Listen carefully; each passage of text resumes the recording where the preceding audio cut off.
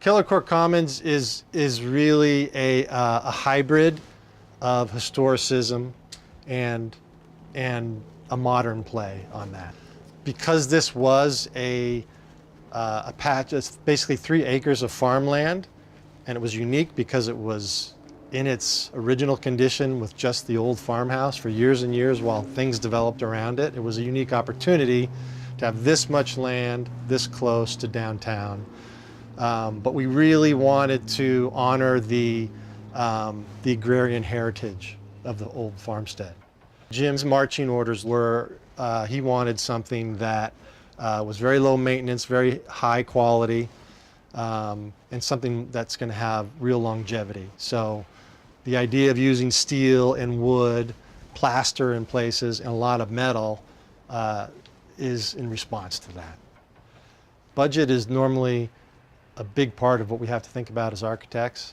And Jim and Millie from the beginning really emphasized quality.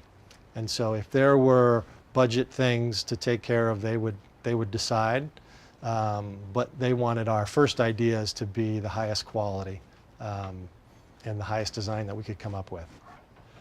The views are paramount. So we knew we wanted a site plan that was both intimate, but then it had to be expansive. It was a really tough challenge in that we had to arrange windows to both capture views by ganging them together, but also ensure privacy. So we wanted to have porches that people would feel comfortable sitting on and not feel exposed, that capture the view.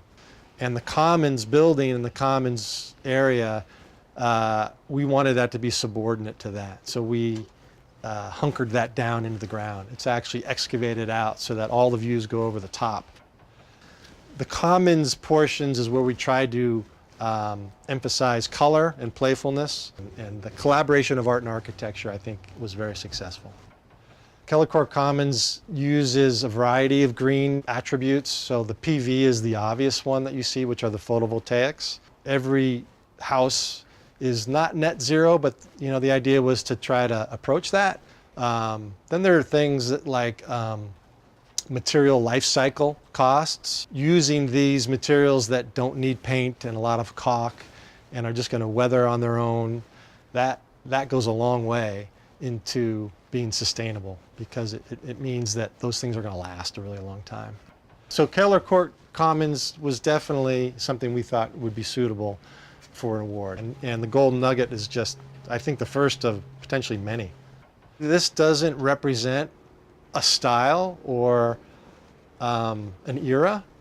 I like to think that the architecture is timeless because it really was designed in response to the site and the history.